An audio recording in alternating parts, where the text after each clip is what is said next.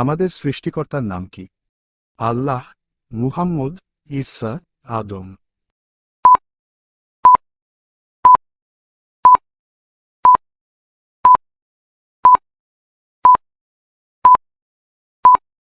আমাদের রবের নাম হচ্ছে আল্লাহ।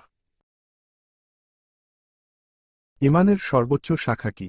লা ইলাহা ইল্লাল্লাহু, পাঠ করা, নামাজ পাঠ করা, রোজা রাখা, যাকাত দান করা।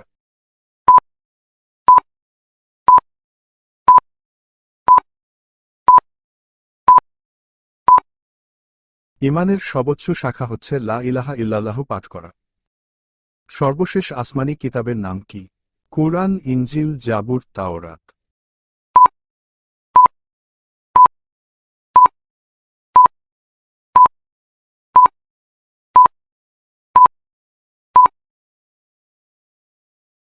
সবশেষ আসমানি কিতাবের নাম হল আল কোরআন।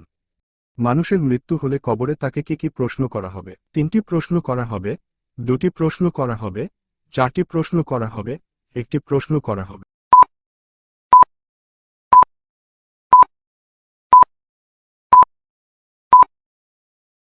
মানুষের মৃত্যু হলে কবরে তাকে 3টি প্রশ্ন করা হবে।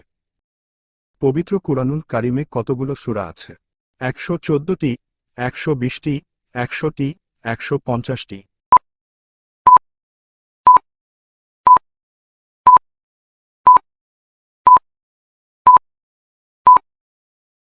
কোরআনুল কারিমে 114টি সূরা রয়েছে। পবিত্র কোরআনের প্রথম সূরার নাম কি? সূরা ফাতিহা, সূরা ইখলাস, সূরা নাস, সূরা বাকারা।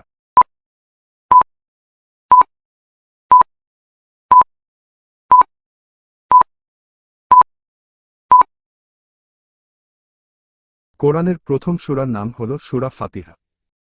পবিত্র কোরআনের সবচেয়ে বড় সূরার নাম কি? সূরা বাকারা, সূরা ইখলাস, সূরা নাস, সূরা ফাতিহা।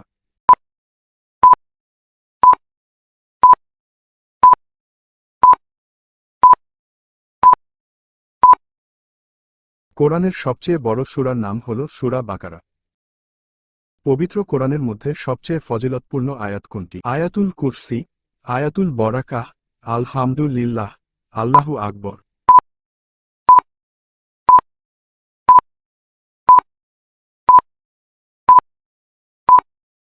কোরআনের মধ্যে সবচেয়ে ফজিলত সম্পন্ন আয়াত হল আয়াতুল কুরসি।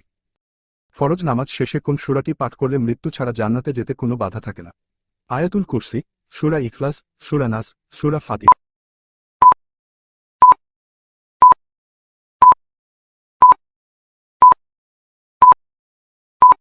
ফজরের নামাজ শেষে আয়াতুল কুরসি পাঠ করলে মৃত্যু ছাড়া জান্নাতে যেতে কোনো বাধা থাকবে না।